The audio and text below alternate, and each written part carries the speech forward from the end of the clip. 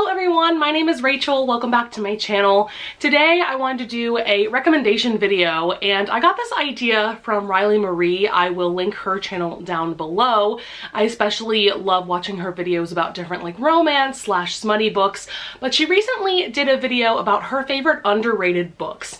And so what she did was she went on her Goodreads, and what you can do is you can look through all of the books that you've read that are in your Goodreads account, and you can do it to where it's sorted by number of ratings, and you can reverse it so that the books with the least amount of ratings come up first and then they go up from there. So I actually decided to do the same thing. I went on my Goodreads account to look through all of the books that I've read and how many ratings they have. So I have a book on here that only has 48 ratings, so that means that only 48 people have read it and rated it on Goodreads. So I thought it would be cool to find books that I personally really love that not many people have rated on Goodreads, just to kind of give you guys some recommendations for books that are kind of off the beaten path, but books that I really enjoyed and I think that some of you guys would as well. So without further ado, let's just get into it. The first book I'm going to talk about actually is going to be an honorable mention. I actually made up a list of 10 books,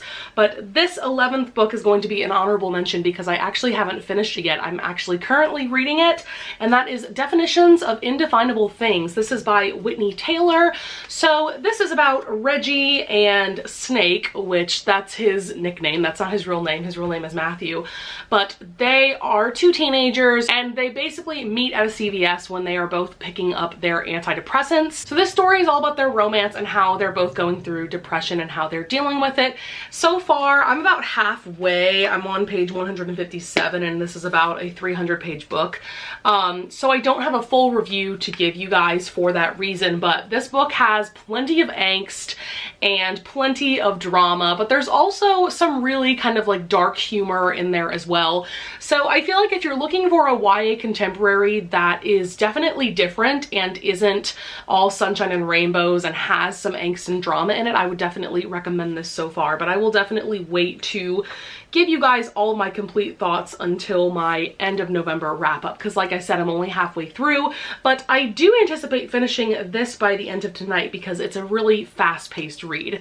So yeah, this book only has about 1,000 ratings on Goodreads, meaning that only about 1,000 people have read it and rated it on Goodreads, which I was actually kind of surprised about because this was published by HMH Teen, which is a pretty notable publisher for YA contemporaries. I got this recommendation from Emma Books. I think she did a video on books with good mental health rep, and I do have to say that so far the depression rep in this is really well done. So yeah, I did want to mention that because it is so underrated on Goodreads. So the next few books I don't own physically, so I'm just going to put pictures of them over here, but the first one is Willful Depravity. This is by Ingrid Hahn. I actually got an arc of this off of NetGalley and I read it in January of this year. So I'm sorry that I'm looking down so much. It's just that I'm referencing my Goodreads reviews and all of that stuff. So this book only has 85 ratings, so that is very low. Not many people have read this book, but I really enjoyed it. Basically, this is a historical romance that is about a girl named Patience who is actually plus-sized, and this guy named Giles who she falls in love with, and he's actually bisexual, so that's really cool too. And I really loved this historical romance because I've never read one where the heroine was plus-sized, and I thought that the rep in this was actually really well done. I really enjoyed that Giles didn't fetishize her being plus sized. He really didn't talk much about it. It was just more about the relationship between these two people. And I noted that it was a pretty good length for a historical romance because I only took a day to read it, and that there is a good amount of drama, but the romance and the smut definitely takes the spotlight, which is what you want from this kind of book. So if you're looking for a historical romance that's just something different and with a really fun Spitfire heroine who also happens to be plus size, I would definitely recommend this. So next I have two books in a series. So this is Only for a Night, and then the second book is called Only for Your Touch. This is a series by Naima Simone, and these are both basically just really short, smutty novels. I really enjoyed both of them. Only for a Night only has 670 ratings as I'm filming this, and Only for Your Touch only has 223 ratings, and I gave both of these 4 stars.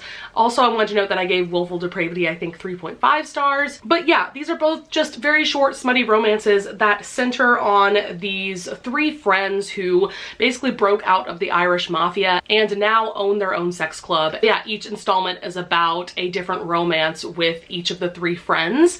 So I've read the first 2 installments and really enjoyed them, so I am contemplating getting the 3rd installment and reading that one as well. So yeah, I wholeheartedly recommend this if you're looking for just a short, smutty book, something that you could definitely read in a day. The next series I want to recommend is another smutty romance series, and this is the Men at Work series by Tiffany Reese. The first book is Her Halloween Treat, which I actually have read twice at this point. This one only has 1,312 ratings. The second book is Her Naughty Holiday, which is like a Thanksgiving themed one, and I'm actually currently reading this one on audio and really enjoying that format. That installment has 1,099 ratings, and then the 3rd and final book in that series is One Hot December, which only has 780 ratings, and this one is obviously more Christmas themed. It's interesting because they are kind of companion novels because there are connections between all of the characters in the 3 novels, but at the same time they are very unique stories all their own. What I love about Tiffany Reese is that even though these are pretty short and smutty books, she does a good job of developing the characters and developing the relationships, and they're just all really unique stories and really enjoyable. Tiffany Reese is probably my favorite smutty romance slash erotica novelist. I think she's just such a great writer, and I'm just looking forward to reading more of her books. So yeah, I can't recommend this series enough. These books are also really fast reads. I read each one in like a day. Also, I did give all of those books 4 stars each. So the next one on this underrated list is To Be Honest by Maggie Ann Martin. I actually just read this a couple of days ago and was kind of surprised to see that it was so underrated. According to my Goodreads, this only has 1,344 ratings, which is just so sad because this book was so good. I gave this 4 stars. So this basically is about this girl, ooh, what is her name? Savannah, and she is also plus size, and she's dealing with kind of a lot right now. So her mother went on this crazy weight loss show, Think the Biggest Loser. I think in this book it's called Shake the Weight. And basically her mother comes back from that experience and immediately starts to push her own views about weight loss and healthiness onto Savannah. But Savannah loves and accepts herself for who she is. She definitely doesn't feel pressured to try to lose weight to please her mom. She's just trying to live her own life and be happy. She also meets this guy George, and their romance was so cute. Oh my goodness. If you are looking for a YA contemporary with just a really cute romance, I would totally recommend this. Also, this book is only like maybe 300 pages. I absolutely flew through this. I found the audiobook for it on Hoopla and on Scribd, so I would also recommend that as well. Also, she has a dog named Fiero from Wicked, and that is just amazing. So yeah, the representation in this is just so good. I'll probably talk more about it in my end of November wrap up because, like I said, I just finished it a couple days ago. But yeah, with that being said, I wholeheartedly recommend this and I wish more people would read it. The next book I want to discuss is The Liar's Wife by Samantha Hayes. This book has 2,211 ratings, so we're getting higher and higher in ratings here. I did want to start with the book that had the lowest amount of ratings and work my way up to the book that had the most. This is a really insane mystery thriller. I've heard really good things about Samantha Hayes in general, but this is the only book of hers that I've read. Basically, this is about this woman who wakes up in a hospital, and a man who claims to be her husband comes into the hospital room, and she recognizes who he is immediately and is very afraid, but has to pretend to be his wife in order to survive, basically. And the plot twist in this was absolutely just crazy and shocking. I don't know, it really surprised me. So if you're looking for a really good, well-paced mystery thriller that has a really awesome twist at the end, I would wholeheartedly recommend this. The next book I want to talk about is What I Lost by Alexandra Ballard. To say that I love this book would be quite an understatement because I ended up giving this 5 stars. So this book only has 2,440 ratings, and that was also a little surprising for me as well because I assumed that this was a bit more popular of a YA contemporary. I also was recommended this book from one of Emma Book's videos, probably from that same video about mental health, because this book is more about about eating disorders, and I think that the representation in this is very, very well done and very authentic. This is about a girl named Elizabeth. She is 16 years old. She's now a resident at Wallingfield, which is a treatment center for girls like her, girls with eating disorders. And this book actually made me cry towards the end because of the conversations that she had with her parents. It was just so emotional and just so good. It's not the most fast-paced book, I will admit that, but I don't know, I just enjoyed my reading experience so much, and I also learned so much about what it's actually like to have eating disorders. There's interesting symptoms that the general public just doesn't know about that I think are important to know about. So for that reason also, I would definitely recommend this. Next on my list is A Girl Like Her by Talia Hibbert. So this is a part of a series of books. So Talia Hibbert has actually gotten more and more popular recently because one of her novels, Get a Life Chloe Brown, which just came out this past month, actually was published by a big time publisher, where I think her other novels were self-published or published by more of like a smaller publisher. I'm not really sure, but I do know that Get a Life Chloe Brown did get like a big time release. So I gave this one 4 stars as well. This is a very interesting and unique romance because it is Own Voices, and it's about a woman of color who is plus size, I believe, and also has autism spectrum disorder. And I thought that the representation was done so well, which I would expect it to be because it is Own Voices. And I really loved the love interest. He's just a really sweet guy who I think was in the military, and he looks like Captain America, and they bond over reading comics together. So I enjoyed it so much, so I would definitely recommend Talia Hibbert in general and this series if you're just looking for something different in the romance genre. The next book I want to talk about is A Heart and a Body in the World by Deb Coletti. This is a book that actually surprised me. It was so low rated. So this book only has 3,252 ratings. Also, A Girl Like Her, which was the last book I talked about, has 2,739 ratings. But yeah, Heart and a Body in the World, I was pretty surprised that so few people have read and rated it, because I know that Deb Coletti is a pretty well-known author in the YA community, and I'd seen quite a few people that I follow read and review this last year. So I had assumed that a lot more people would have read it, but unfortunately that is not the case. I enjoyed this so much. I did give it 4 stars. This is about a girl named Annabelle, and basically she goes through something really traumatic, and so she decides to kind of drop out of high school and run across the whole country. And so her grandfather basically follows her around the country in his RV, and it's really cute but also really real and emotional. The event that she went through, I actually was surprised by. I thought I had it like all figured out throughout the book because she drops hints here and there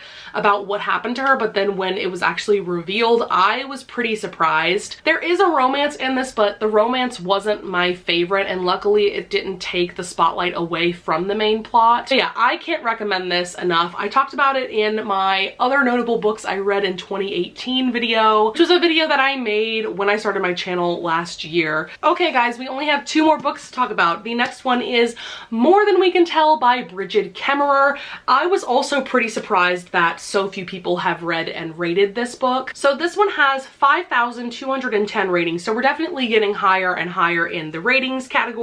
So this is book 2 in a companion series. The first book was called Letters to the Lost, and that one has quite a few more ratings than this installment. So basically this is about Rev, who was heavily featured in Letters to the Lost, and it says, Rev has managed to keep the demons of his past at bay until he gets a letter from his abusive father he hasn't seen in years, and the trauma of his childhood comes hurtling back. And then Emma, who is his love interest, it says, Emma has only one escape from her parents fighting, the computer game she built from scratch, until an online troll's harassment causes her to fear for her safety.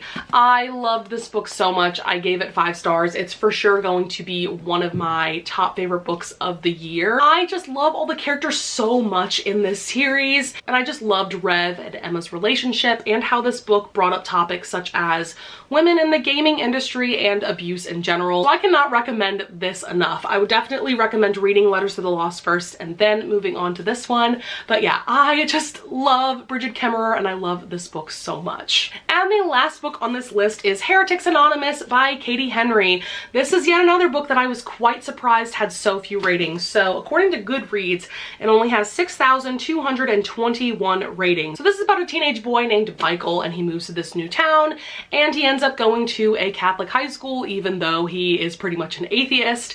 And what I loved so much about this book is how funny it is. My goodness, I was laughing out loud so many times while reading this. And I think part of that is because I was raised Catholic, and there are quite a few jokes in here that you would understand if you were raised Catholic, and it might go over your head if you weren't. There are also jokes in here that aren't just Catholic based. I feel like if you were raised in any kind of religion, you would appreciate this book a lot. But yeah, it was just so funny. I also loved, you know, the group of friends that he made at this school, and I also enjoyed all the different views that the characters had about Catholicism and religion in general. So yeah, I can't recommend this highly enough. I think I ended up giving this one 4.5 stars. Okay guys, that's going to be it for this underrated book recommendations video. I hope you enjoyed, and I hope that you would consider subscribing, and if you do, don't forget to push that notification bell button below so that you will be notified every time I upload. Also, I would love it if you guys would push that like button as well, and I'll see you guys in the next video. Bye!